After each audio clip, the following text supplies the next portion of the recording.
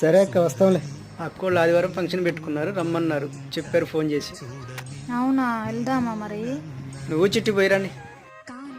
మేమిద్దరం వెళ్తే నువ్వు వండుకొని తిని ఎట్లా పోతావు మరి పనికి? ఏం కాదులే, 3 రోజులేగా చేసుకుంది ఇంట్లే.